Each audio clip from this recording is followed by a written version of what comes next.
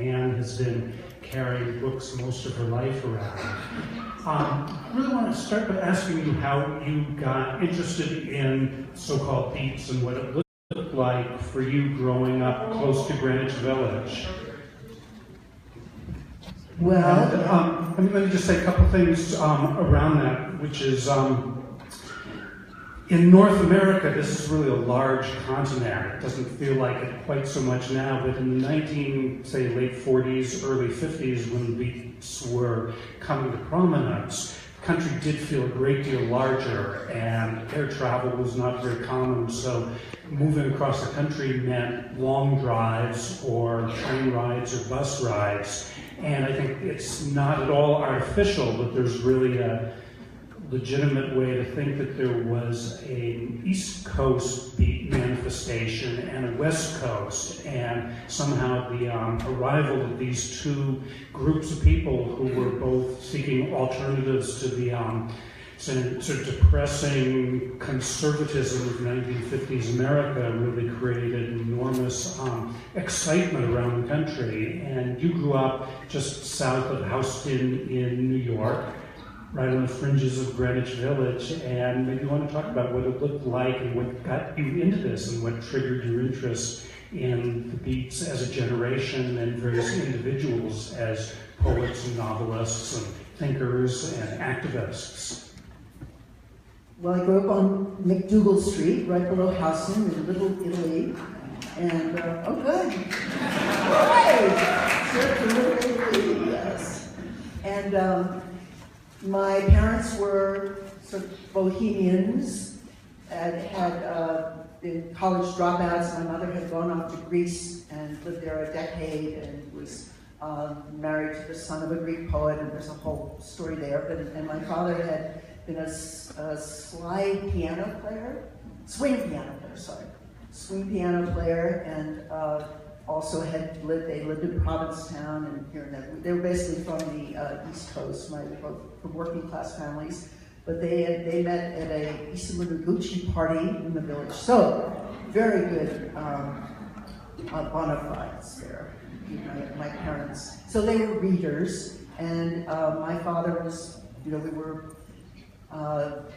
probably the Evergreen Review. I remember reading that fairly early when that was coming out, specifically the poetry. But there was a lot of following of the current poetry and literature going on in that area. My father came back from World War II and went to college on the GI Bill. He went to NYU and then Columbia. He was studying to be a teacher himself and studying literature, of course. So there was a lot of support, I think, for my early interests.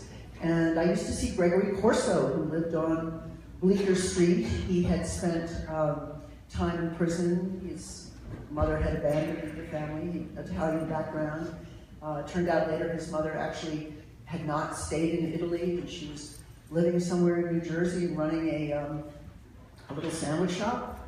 So interesting links to further discoveries there on these different, the rhizome, the intricate rhizome of all these different characters. So I used to see Gregory. There was, of course, a lot going on McDougal Street, the whole, a lot of jazz, of course, but then the cafe scenes, the folk revival in Washington Square Park. So my brother was very active in that. So it was a real village upbringing. And I started reading fairly, I think even in school we were reading Ferlinghetti's Christ Climbed Down. Maybe you remember that poem. It was in some small anthologies. And then of course Howe wrote on the scene, and that was a sort of radical hook, as it was for many younger artists and writers and thinkers. It just cracked things open and sort of changed the frequency of a lot of the more formal study of literature. And by the time I was in college, I was studying, primarily work coming out of the British English tradition, more formal poetries, powerful stuff. But when I went to Bennington College, various people were not being taught, and the writers I was being introduced Two were male, white male, my father's generation, many who had survived the war and had and also with trauma, and that included, you know, folks such as John Berryman and Howard Nemeroff, let's see who, Robert Lowell, of course, great, wonderful poet, very important poet. But he has that famous line, "Tamed by Milltown, we lie on mother's bed." And my question was, Milltown, what is that? You know, was that the drug of my generation? That's just a joke. But somehow the attention was on this a certain kind of spiritual angst. And so I was gravitating to a more experimental form, I guess. And I was finding in Waldman, of course, and then through this sense of lineage to Ginsberg, and it was Howell, which was very, and I had a little note on some of this, you know, very, again, like this, you know, shattering revelation, the incantory power of, you know, how he was using mantra, sort of Vedic strategies as almost political devices. I was drawn to this resistant poetics and this idea that we're the unacknowledged legislators of the race. And then growing up in Greenwich Village, there was also, you know, jazz very prevalent. You know, travel, this sort of sense of traveling, wanting to travel to the more fellaheen worlds. Fellaheen is a term that Kerouac uses, and those are the places below the borders, going to Mexico, going to Morocco, going to India. And so these were, rather than going back to old Europe right away. So that was interesting. And then, you know, an interest in Buddhism. And Alan Watts was, I'm sure many of you here, I'm sure have experienced some of these same, you know, cultural hits from the phenomenal world. So I think, I don't know if that's going anywhere, but Alan, then my father had met Alan in the 50s, so I knew about Allen Ginsberg. I met him in the early 60s myself, and traveled to Berkeley, made a pilgrimage to the West Coast to see some of the what are called the experimental wing of the New American Poets gather in Berkeley. And it had to do with reading, though, very much reading, and then being in a situation where people were available and they were reading. So when I was back in the city in the 60s, Alan was in Europe, in Asia, part of that time. But there was a lot going on in these various off-site kinds of places, and there were many other folk, not maybe as well known, but felt an affinity and an inspiration through the sort of beat, I don't know what to call them, justers into the world. So, yeah, I really came into poetry more on the West Coast. My grandfather had been in the Navy and retired to Oakland, so I spent a lot of time there. And there's something always about the Bay Area, Northern California, that really drew me.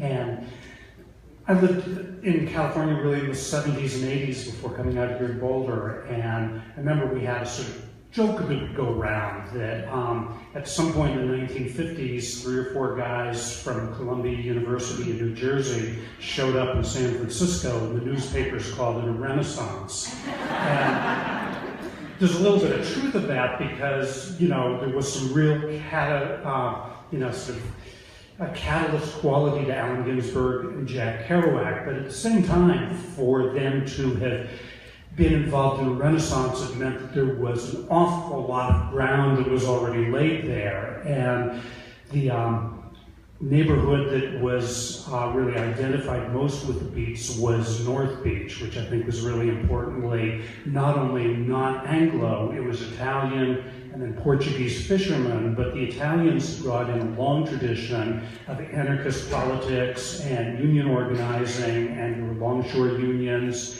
And it was right adjacent to Chinatown, where you could hear Cantonese spoken and get good, inexpensive Asian food and feel that you were much more connected to Asia across the waters than you were to a far distant Europe.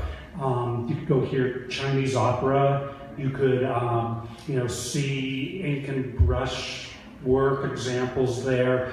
So there was a kind of fertile ground right there in San Francisco, but I think also really importantly, this long tradition of alternatives to mainstream institutions. One that I think was quite important was KPFA, the original Pacifica radio station, which KGNU is sort of a descendant of here, which was founded in 1949 by a guy who'd been out in California, going to Stanford University, named Lewis Hill, and he was a Quaker. And as a Quaker, when World War II broke out and Pearl Harbor was bombed, he became conscientious objector, and the government thought conscientious objectors should be punished, so they sent him to a labor camp out near Carson City, sort of on the border of California and Nevada, and he spent the war carrying boulders from one side of the road to another for no evident reason. And when he came out, he went back to Washington, D.C., because he was offered a position as head of the new American Civil Liberties Union. It didn't pay his bills, so he got a job with a radio station in Washington, D.C., and there's 3 stories of why he quit. The first is that he was asked to read a newspaper report that he knew was full of lies.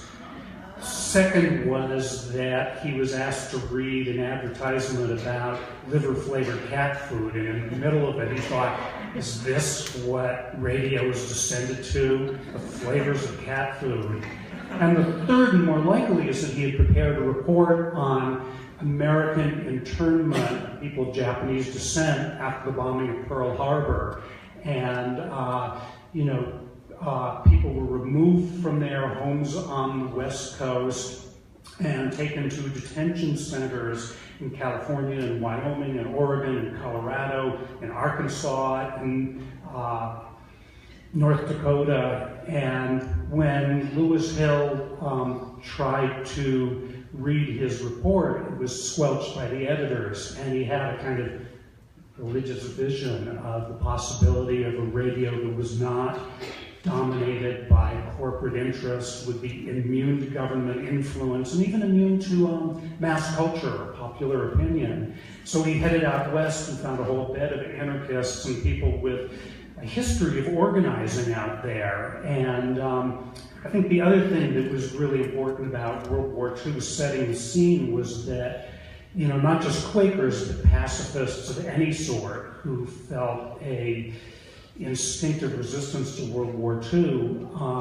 became conscientious objectors. And so the U.S. government had a terrific idea. Let's take all the artists and put them in the most miserable place in the world. Let's put them on the rainy Oregon coast in a camp for conscientious objectors. So they put all the artists together in a series of camps, the most famous being Waldman. And of course, the artists got their hands on printing presses and printmaking equipment, and began to write poetry and produce magazines. And when the war ended, most of them drifted down to San Francisco to see what was going on, and that really became ground that other people came into. Most, notably 3 young lads from Reed College, Gary Snyder, Philip Whalen, and Lou Welch, and quickly they made friends with Joanne Kiger, Lenore Kandel, Helen Adam, Robert Duncan, a whole lot of other poets, and there were artists, filmmakers, journalists, labor activists there in San Francisco. So in a way, the ground was really quite prepared already. It was in a very different terrain than New York. I mean, my father had been probably involved with the Communist Party earlier on, but I wasn't aware of those kinds of possibilities within the city itself, except in a slightly different generation.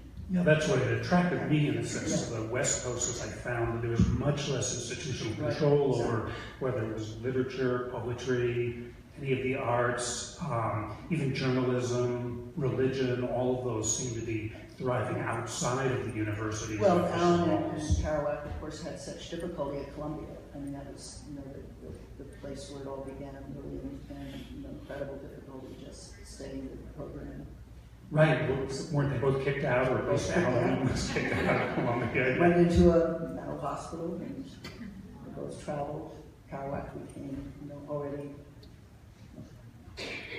So, Let's talk about some of the great works, or the books, or the poems that. I thought it'd be fun to read a few little bits. Yeah, sure. And to maybe, I'm sure many of you are familiar with the most well-known texts, but we could start by doing that. And also, just to say what drew you as well to, some of this, as writers ourselves, to the, the different possibilities that open. But I was going to say something about and so the idea of also being in public space. So my early introductions with Alan had to do with his public, presentations, incantory power, this way that he could.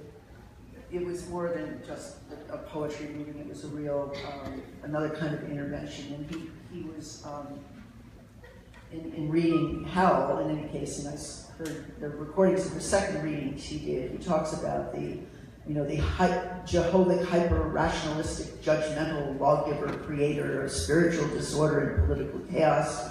His abstract calipers limit the infinite universe to his egoic horizon. And how you create a poem that's able to, it's a real journey, and it's a really powerful kind of transmission that's it's visionary, of course, and it's also right at you in a way, and you feel like it's vibratory in the reality that you're in. It actually speaks to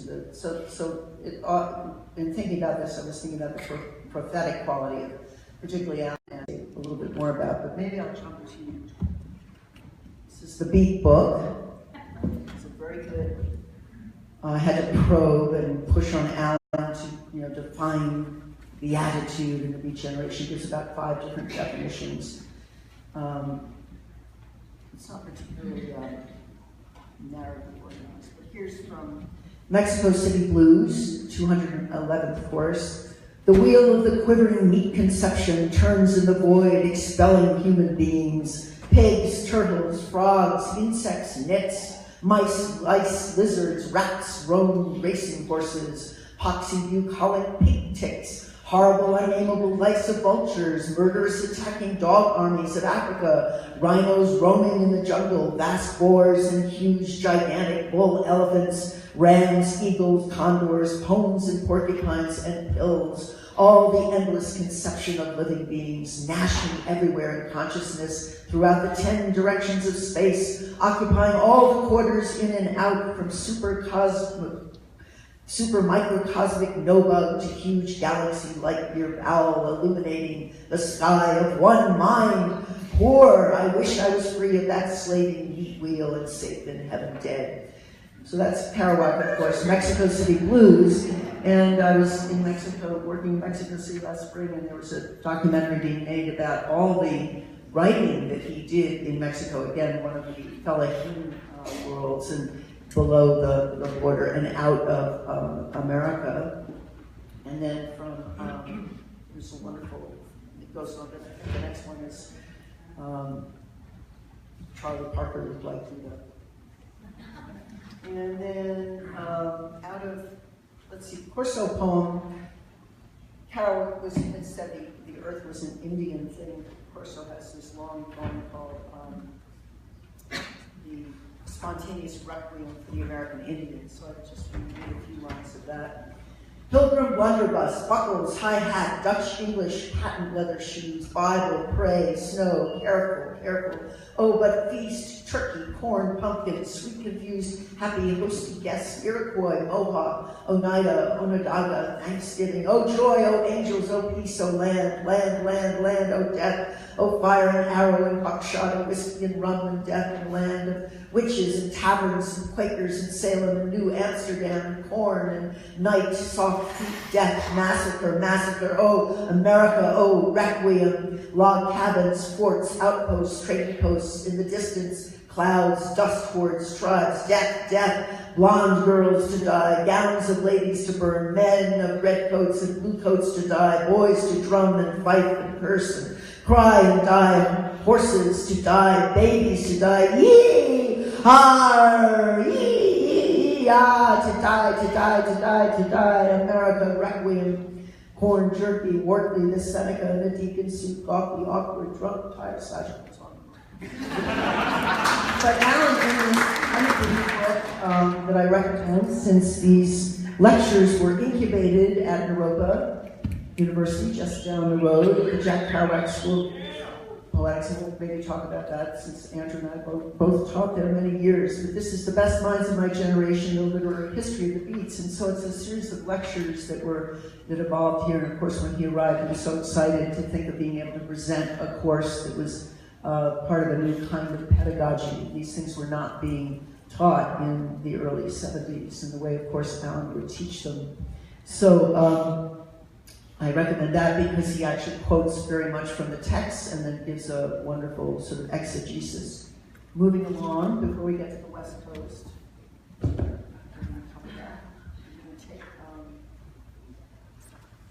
there's Kaddish, of course. I'm sure you're all familiar with that, with your eyes of Russia, with your eyes of no money, with your eyes of false China, with your eyes of Aunt Eleanor, with your eyes of starving India, with your eyes pissing in the park, with your eyes of America taking a fall, with your eyes of the failure at the piano, with your eyes of your relatives in California, with your eyes of Ma Rainey dying in an ambulance, with your eyes of Czechoslovakia attacked by robots, with your eyes going to painting class at night in the Bronx, with your eyes of the killer grandma you see on the horizon from the fire escape, with your eyes running naked out of the apartment, screaming into the hall. I'm trying to read sort of prophetic America poems.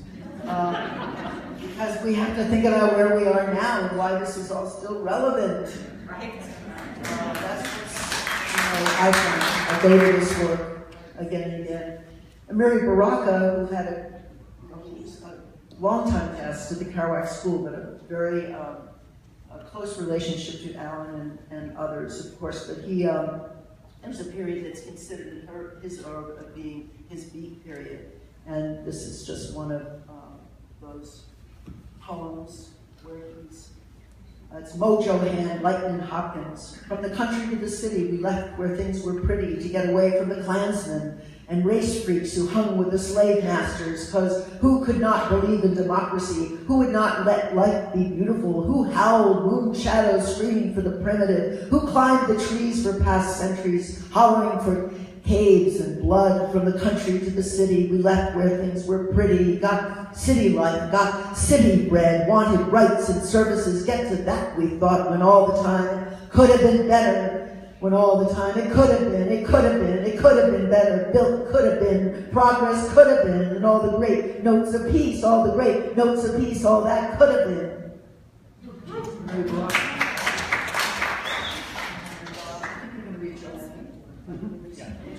Diana Prima. This often comes up. What about the women? Where were the women? As I say in this book, which covers that period, the early East Coast period, there really are no women. It's somewhat homoerotic, and it's about a kind of camaraderie, and many women were there, and there's work going on to reclaim some of that work. But Diane de Prima was there, and so was Joanne Kiger on the West Coast. And again, these boundaries, or these categories, are very limited. There's a lot of overlap with the San Francisco Renaissance, with the Black Mountain scene, with the New York School, Franco Harry, and so on. So I like to use the overall term of the experimental new American poetry, which includes these different communities.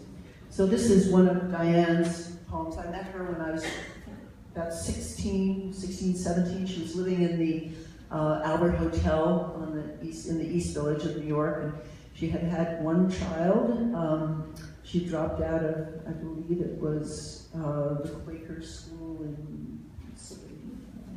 and she sophomore, and she was doing political work, starting a poets theater, a small press for the things that poets seem to do. And she had her Buddhist shrine, and she had her chemical tchotchkes, and she was amazing. I thought, okay, I'm not, I was already a feminist, but I thought, here's a great example. Do it all, let's do it. We can be a mother, we can be a Buddhist, we can be a poet, we can do theater, you can get up and rant and rock. Okay, this is a wonderful, longer poem. I'll just read a little bit of it. Rant, again, because I'm trying to pick things that are relevant to our time.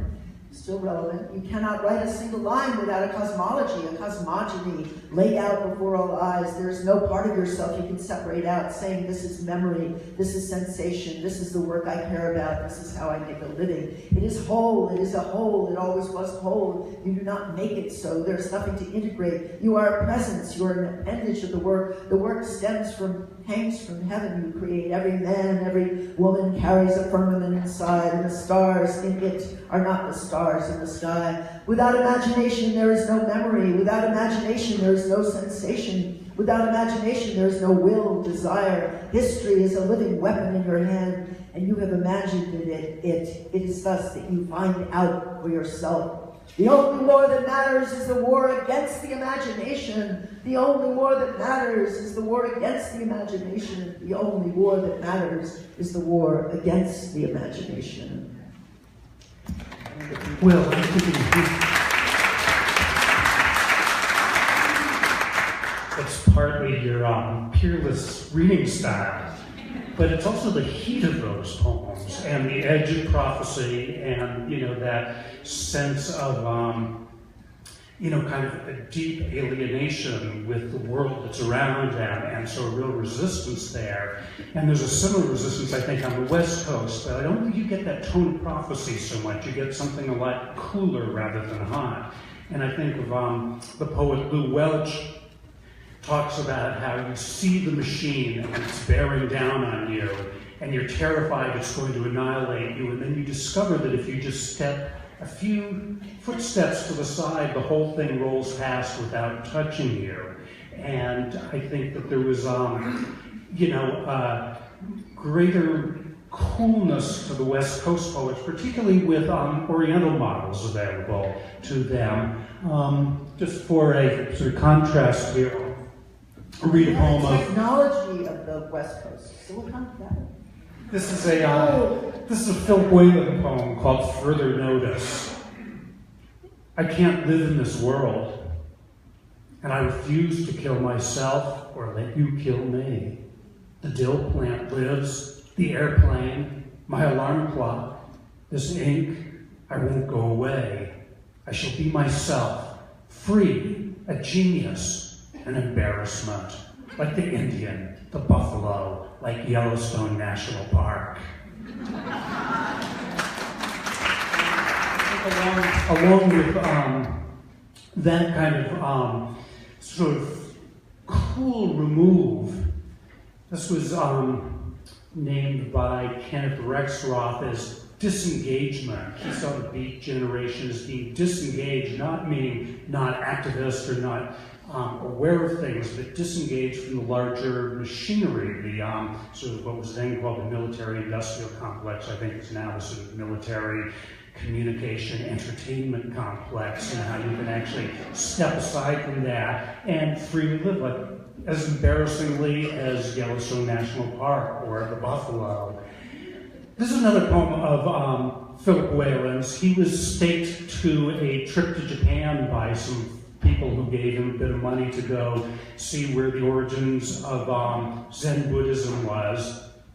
And he brings up the names of a couple of cats, pet cats. One is Nansen, who is a famous Zen master, and the other is Fudo, who is a sort of archaic Buddhist deity from Japan. This is called Walking Beside the Kamogawa, remembering Nansen and Fudo and Gary's poem. Gary is his close friend, Gary Snyder. Here are two half-grown black cats perched on a lump of old tea kettle brick plastic garbage, 10 feet from the west bank of the river. I won't save them. Right here, Gary sat with dying Nansen, the broken cat, warped and sick every day of its life, puke and drool on the tatami for Gary to wipe up and scold. If you get any worse, I'm going to have you put away. The vet injected an overdose of Nembi, and for half an hour, Nansen was comfortable. How can we do this? How can we live and die? How does anybody choose for somebody else? How dare we appear in this hellmouth, weeping tears, busting our heads in 10 fragments, making vows and promises? Suzuki Roshi said, if I die, it's all right. If I should live, it's all right. Sun-faced Buddha, moon-faced Buddha. Why do I always fall for that old line? We don't treat each other any better. When will I stop writing it down? Postscript from the Brahmajala Sutra. Always practice liberation of living beings.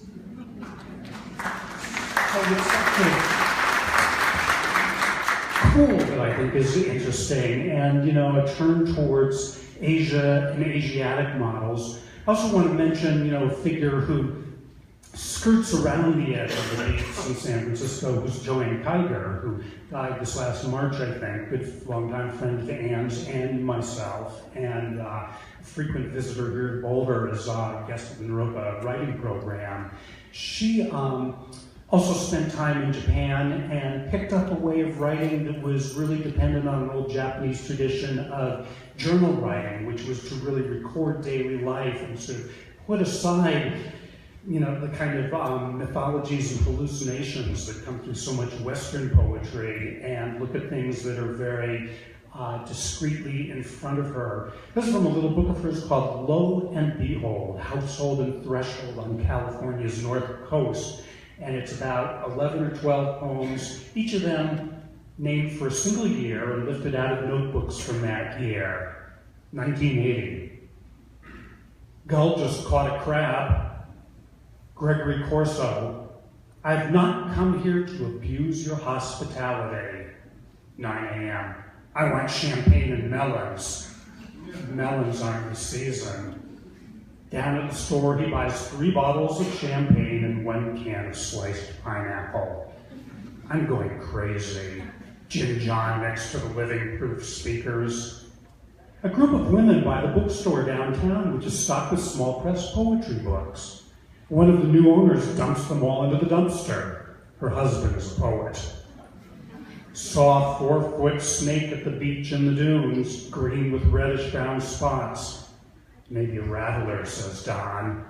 Rests its head in the shade under the bag from Chiapas. After being prodded, shoots with astonishing swiftness across the blanket and into the dune. Grass and succulent camouflage, gopher snake. We start a hot tub club, but are unable to locate a hot tub.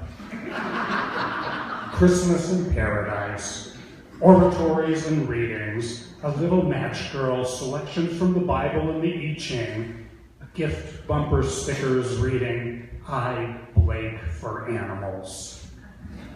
My favorite, one of my favorite books of Joanne's is her Japan and India journals, and sometimes called Big Moon, and it's come out in several different publishers, and there's a new edition. But she's traveling with Allen Ginsberg, Peter Orlovsky, and Gary Snyder, who is her husband. And she, at one point, well, they're in India at that point, and Peter's letting his hair grow long, it's getting long and greasy, the better to take drugs behind. Allen Ginsberg keeps wanting to read Howl to anybody who will listen, including the Dalai Lama, the doll, she calls him the doll. And then she's just standing around, and Gary's criticizing her shoes. She's not wearing the proper shoes, to hike to all these special sites. And so at one point she says, I'm just standing around in my drip dry black dress, waiting for some wild martini attention. So she was clearly with the wrong, travelers. Not exactly. It's very. It's wonderful to have that account, to have this, I don't want to say just woman's voice, she's much, it's more complicated than that, but she was a great sense of humor, let's put it that way. And really a wry sense of humor, and kind of dry and very witty the way Mark Twain is. Yeah. But that is an important book because she really, it is about a woman too, because she's really a woman struggling in a world of these men who are getting famous around her and trying to figure out how to write, and I think it's sort of a brilliant thing that she found this old journal tradition of India and I mean, not India, Japan, and used it as a way of getting a kind of daily notation of events directly in front of herself, and made a poetics out of it that I think is still, really quite remarkable one, full of great humor, of course, but also close observation, the kind of observation, say, William Blake called for, but didn't actually have. In particular, is look to the little ones. Yeah. But she was also not showing them her writing, and they were modest about it. And it was actually years later, Alan was finally acknowledging her in the recent years at Europa, and Gary, in fact, did a lecture on her work at the New York Public Library a couple of years ago with Whale, and finally, now they could see it somehow. They were blinded by their gender or something. So one of the things that's really quite important about the Beat generation is, I think, the new territory they claim for literature. Yeah. I mean, whether it's Joanne and then also Alan and Gary, turned the journal from a kind of, private musing place. We had Basho. Yeah, they had Basho, they had Izumi Shikubu and various people, but that, and then, claiming the territory of subject matter, which they got a little bit from Ezra Pound, but of course the famous trial for obscenity around Howell in San Francisco, which was followed up by a much less publicized trial, but just as important, with a woman named Lenore Kandel, who wrote a little chapbook called The Love Book that was very explicit, loving sexual poetry, and that also, spent a long time in San Francisco Civic Court, and the fact that Howell beat the charges of obscenity because people demonstrated that it was real literature, and then Lenore Kandel's book also opened up all sorts of opportunities, the words we use, the subject matter we can write about. And that would be a good place to ask about a little bit about the legacy, because I feel that very directly ecological awareness, what we now talk about as diversity and inclusivity, the awareness of the perils of nuclear power, the sort of collusion of military and corporate interests are all things that the Beats really brought to our attention, while maybe, not to put down people like Robert Lowell, but while he was lying on his mother's bed, wiped out on Milltown, these other guys were doing incredible investigations of the CIA drug trafficking, or the development of Michael McClure's work and his great poem that he read at the famous Sixth Gallery, the whales. The whales, yeah. So seeing sort of ahead of the curve, the ecological disasters that we now recognize everywhere around us of the extinction of species. And for me, William Burroughs really has had a kind of beat on our times. I mean, the surveillance state that we're in, the addiction major, just really exploring what that is, the addiction in all the layers of our society and world, the euphemisms, that are used in our, just the examining language, the sense that the word can be this killer virus, to sort of undo that, and being so attuned to his dreams, to a kind of, I don't know what to call him, he's put himself through different sensory deprivation projects to get to a more Bosch-like reality, extreme realities. His books are very difficult for some people. I think there's... and that idea of the words being killer viruses, they may not be viruses exactly, but all you have to do is listen to the institutions speak of any of our institutions at this point, and you realize how deadly the language is and how full it is really of outright, lies, deceptions, deviations, and that sort of thing.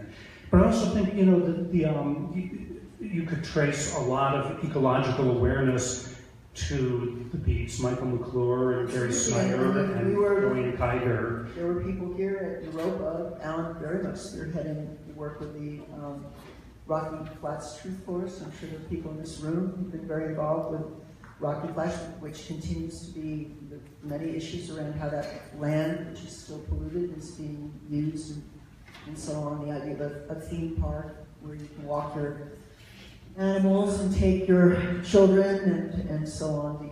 His wonderful Plutonian Ode, which he composed here in Boulder in the 70s.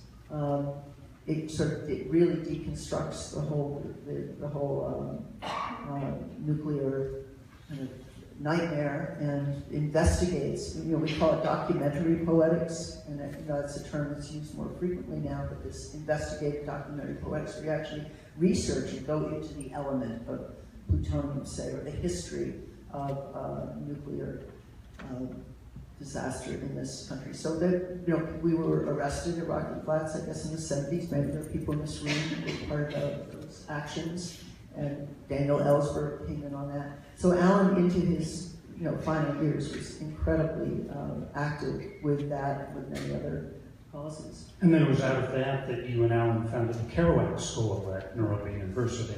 So that was in 1974, at the invitation of the Buddhist meditation teacher who lured people out here for a summer program. It's just going to be a summer program. And then we had a board meeting. John Cage was in town, and others, the poet Jackson McClough, and Diane was here, and Alan himself, and we were at sort of the end of the sessions, maybe 3 weeks, and all kinds of people coming through, various Zen teachers and other artists. I think Timothy Leary breezed through town, maybe Abby Hoffman, all kinds of subversive folk checking out Boulder.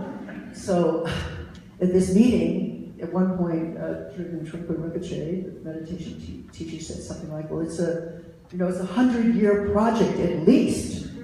And that was actually, I really felt the, transmission, the shaktipat of a 100-year project. Nobody was talking about in that way, in those terms, within the artist communities. And I've been working at the St. Mark's Poetry Project in New York City, which is a very much grassroots. Alan called it his poetry church. It was very free writing workshops, and we were also sharing space with the Black Panthers at one point, with a breakfast kitchen, and a group called the Motherfuckers, and a group of Trotskyites. That was interesting. Trotskyites, and we were sharing with the church itself. So you had a vestry of Episcopal church goers, wonderful. I sat in the vestry for a while when I was director of the project, and we were all working together, using the space in very creative and very activist ways. So to come to Boulder, but we were thinking, the one-year plan, do we have enough money to get through the year? Do we have enough money for the next breakfast, for the breakfast program, and so on? We were doing things like benefits for Biafra, very, very immediate and very rising to every occasion we could. But the funding was always sketchy, and it started with a grant from Lyndon Johnson's Office of Economic Opportunity, which was interesting, for 2 years, to help alienated youth on the Lower East Side. So I came out to Boulder, and there was this 100-year project in this extraordinary environment with all the negative ions and Rocky Flats down the road, and the East meets West, being so close to the Continental Divide, and thinking about the idea of these different these coasts, this bi-coastal extraordinary poetry activity going on, and the way that people were connecting. Often people would send each other their little tape cassettes of a reading, interesting, and the newest work, often work not published yet, so much small press activity going on, so that already this network, and so this fantasy of then getting the East and West Coast here to Boulder became very much our idea. And of course, Alan wanted to bring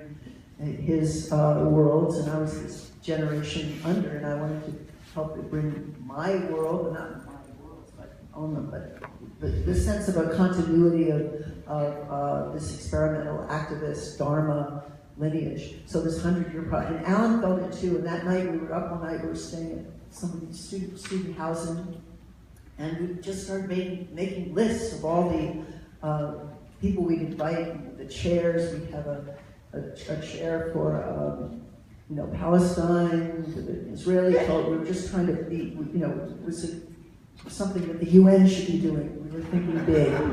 So the 100-year project, we're in year, 45, 44? I just want to make it to it.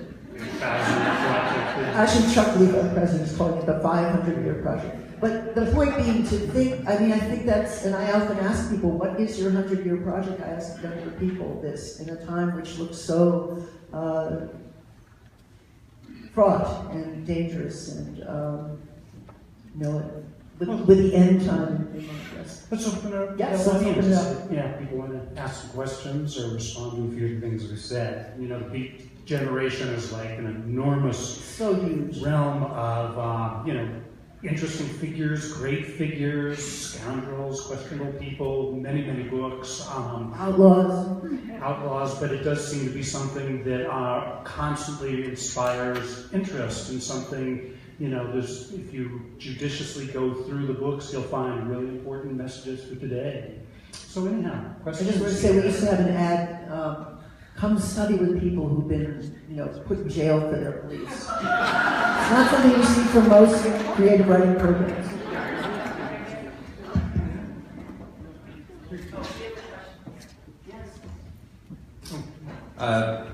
I'm a great fan of On the Road, but there was an equally important American writer, Truman Capote, who commented on Jack Kerouac's On the Road, saying, "This is not writing, this is typing."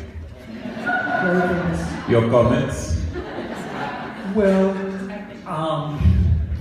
sure. It's not everybody's taste,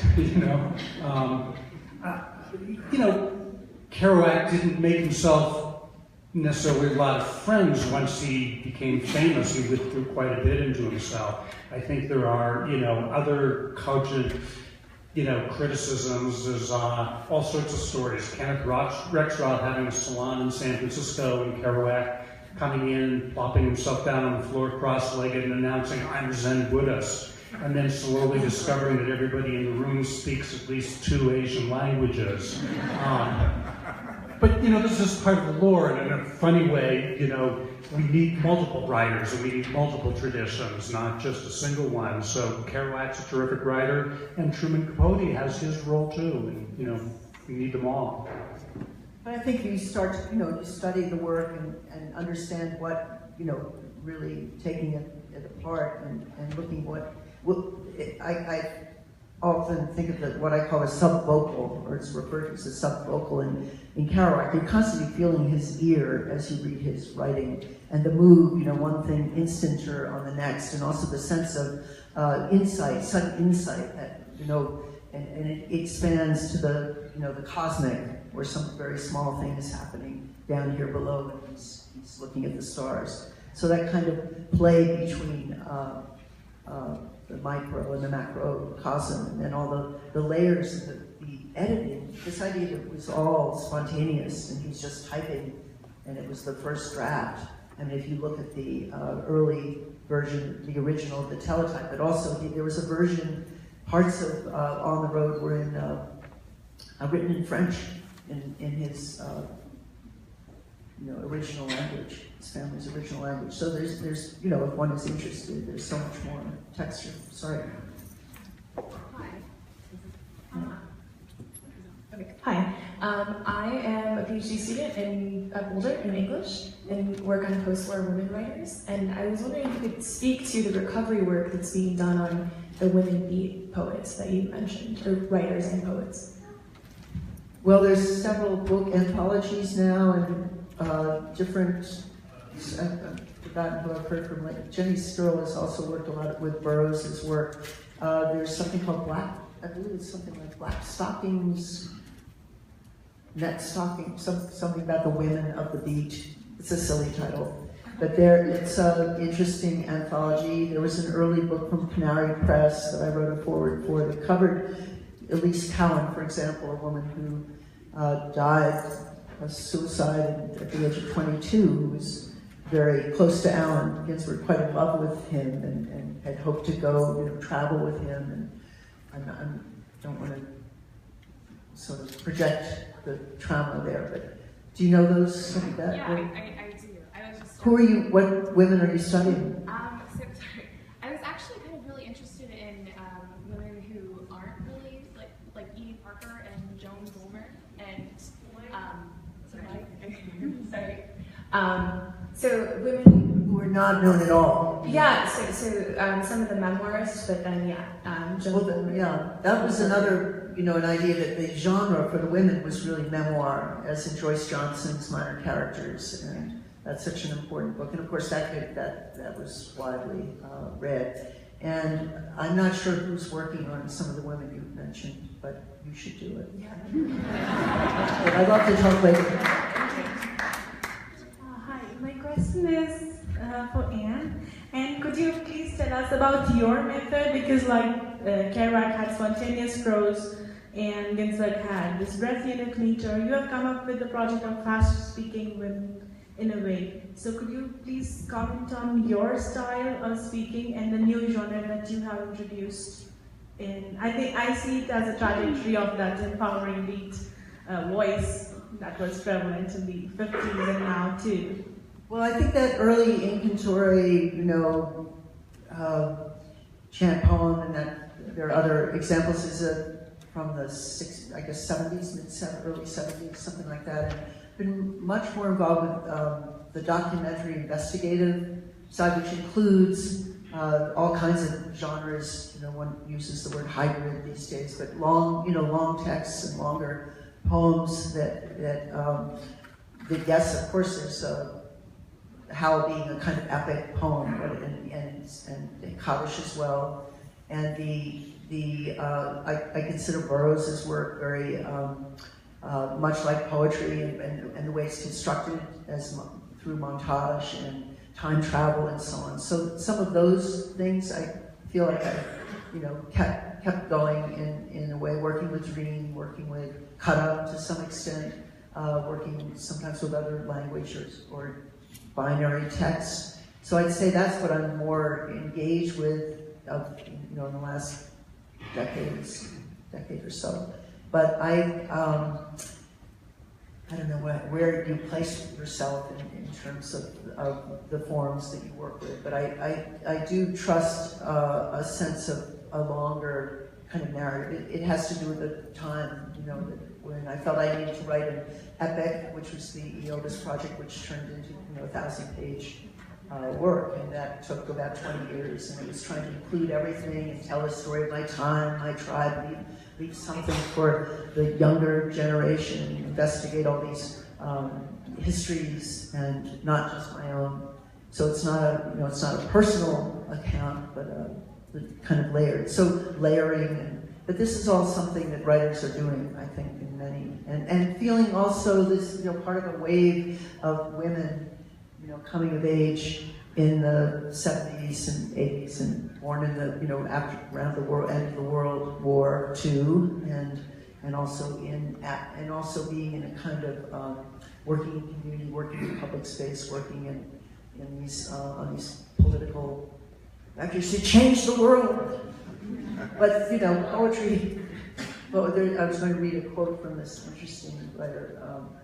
He talks about how the times we're in, people in the future will see that it was the poets who doggedly took out of the falling city, took the idols, the treasures, the gems, what we need to keep true in our sense of civilization and humanity, and took those into hiding and went to the forest and kept. So there's that kind of push, and I think some of the vision and the studies, of course, that Andrew has done, his translations from Sanskrit and the Naropa project are on these same kinds of trajectories and encourage exploratory poetics.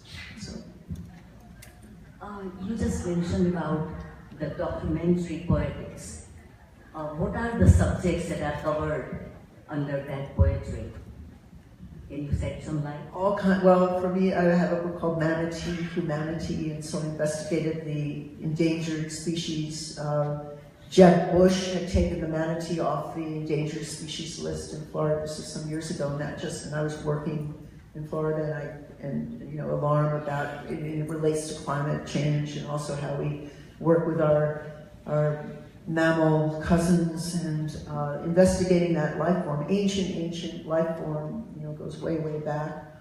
Yeah, I think one of the impulses for documentary poetics is the sense that there can be other methods than traditional journalism to, discuss historical events or political events or things that are happening. So there have been people who've written poems on everything from, strip mining of coal in the United States and in China to CIA involvement in drug dealing or assassinations or collusion between governments for massacres. I mean, there's all sorts of news that doesn't come out in the mainstream media, or it comes out in a way where it gets really denatured, or it becomes sort of, that's what you read about today, and it's gone. And there's a little bit of a sense that if you can actually cast it into a poetic form or into a literary form that's got some durability, it then becomes much more of a literary monument to truth rather than, the kind of throwaway quality of most journalism. So there have been many, many poets, even who don't speak of documentary poetics, who work on it, or poets like Allen Ginsberg, who kept files, huge, huge files on corruption and political figures, and it didn't necessarily go into his poetry, but he was tracking it all the time. They were keeping files on him, and he was keeping files on them. And he was always trying to cut deals with J. Edgar Hoover, who he was investigating. I think that it has a potential to become a whole branch of poetry, And I don't want to, institutionalize it particularly, but it is a form that is very open within itself. But it comes out of the epic, the sense of the epic, and traditionally the epic has a certain. Thank you very much. Job to do. We've got time for one more. Yes, Anne, I like when you our dialogues on page here that, in a sense, you extended this notion of documentary poetics to any one of us.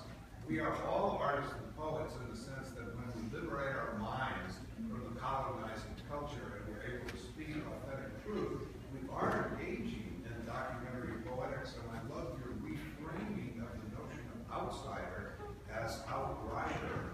And I'd like you to talk about that, because we are all outriders when we are in that energy of the truth out. We can both speak to that. Andrew, outrider. It's a term for sheep herding. Sheep herding.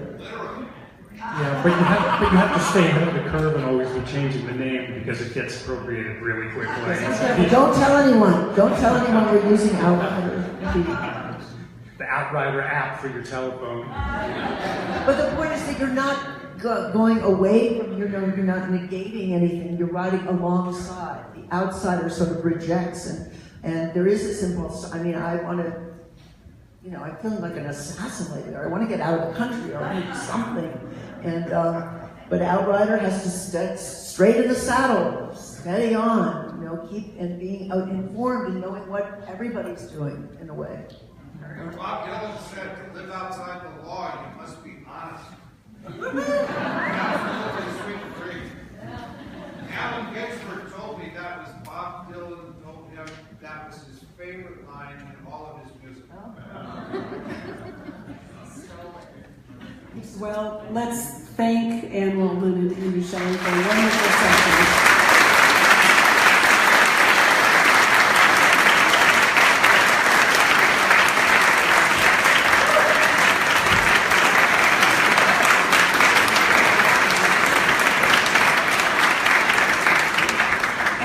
To all of you, both of them will be available for book signings in a few minutes on the other side of the wall. Thank you. See you in a few minutes.